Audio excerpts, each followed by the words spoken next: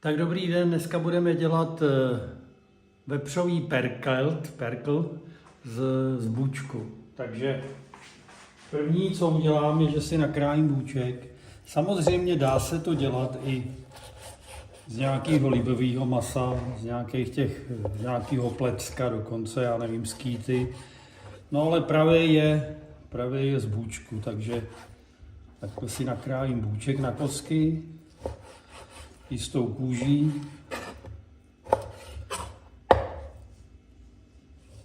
Teď si nakrájím cibuli.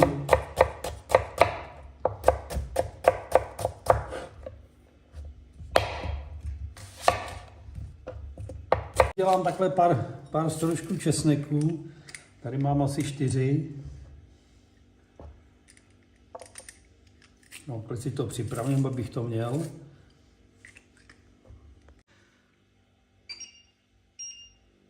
No a další krok bude, že si takhle zase vezmu kousek sádla, trochu sádla.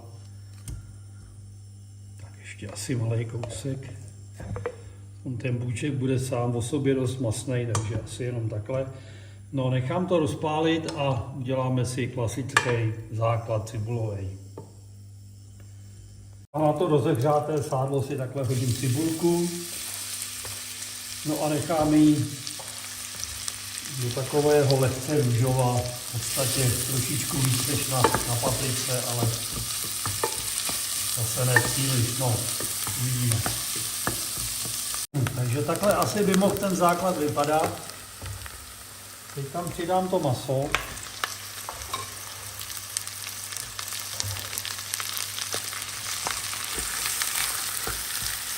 Přidám tam ten česnek. Přidám tam víčku soli.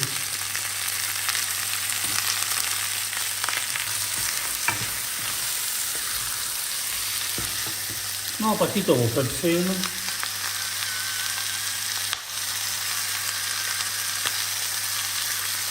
No a teď to maso nechám zase opéct, aby ta syrovost jaksi zmizela z toho. Tak vidíte, už to mám opečený.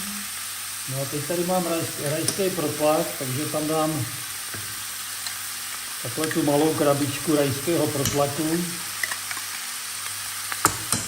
Zase trošičku vypláchnu, aby tam nic nezůstalo.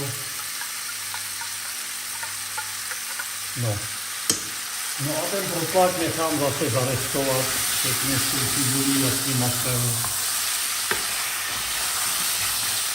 Tak, protlak mám zarestovaný. No a teď tam přidám takhle 2 poctivé žičky papriky mletý. No a protože to není už pro děti, už nejsem v Londýně, tak tam dám i trošku takhle pálivé papriky. To myslím bude stačit. Zarestuju to. Takhle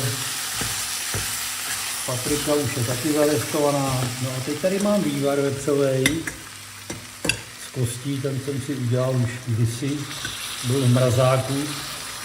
Takže takhle 2 naběrečky. Tak možná ještě půlku, tak. No. A dám to pod pokličku a zase to nechám pomalu zase vydusit zpátky úplně do tuku. Jo, takže takhle to přikryju, stáhnu oheň a počkám. Takže takhle hezky se to dusí.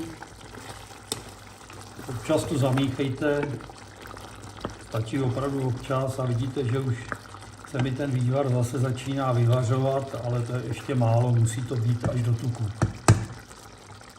No vidíte, tak už to skoro bude, už se mi tam ten tuk objevuje, aby to bylo vyrestované, aby to mělo správnou chuť. No ale ještě tak 2-3 minuty počkám.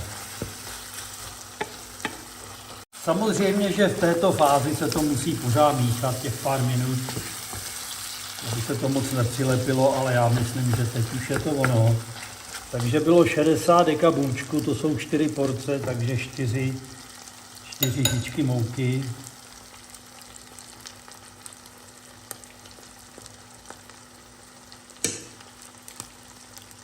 Tak.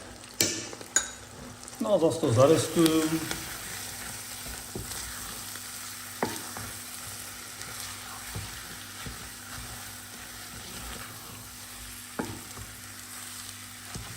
Takhle je to zarestovaný, teď teda mám ještě ten vývar. Tak tam takhle 2,5 nabíračky šoupnu. Nechám to zavařit, pak tam přidám smetanu. No a budeme mít dvě možnosti. Buď to takhle dodusíme na kamnech, což samozřejmě taky jde, no ale pohodlnější je si nastavit troubu na nějakých 150 stupňů a strčit to tam tak na 3/4 hodiny a máte vaříno, ale ještě ne, ještě budeme pokračovat. Když se mi to zavařilo, tak tam šoupnu smetanu. Jak to opatlo kamna, trošku to vypláchnu, tak. No a teď to nechám zavařit a uvidíme, jak to bude hustý, když tak to ještě trošku povolím vývarem. Nechám to zavařit a půjde to do trouby. Tak už se mi to vaří, no ale vidíte, že to je hustý, takže to ještě povolím.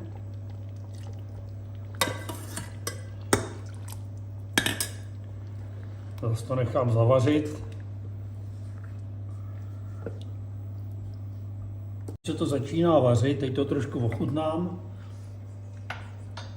No, zatím bych tam nic nedal. No, teď se jenom trošku soli, to bude stačit. Takhle to otřu z těch strán, aby to se v té troubě nenapeklo na ty okraje.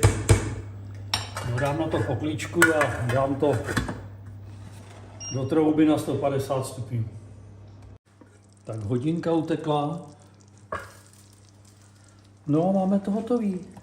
Si tadyhle vezmu nabíračku, podíváme se na to, jak to vypadá. No, perkl jako malovaný. Teď do toho ještě takhle přidáme jednu žíci takhle zakysané smetany. Ještě jednu a kousek. Zase to zamíchám. No, budeme nandávat.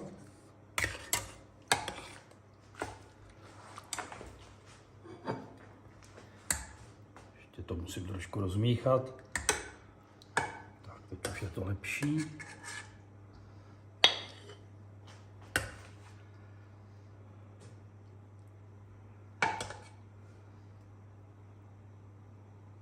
No, takhle může vypadat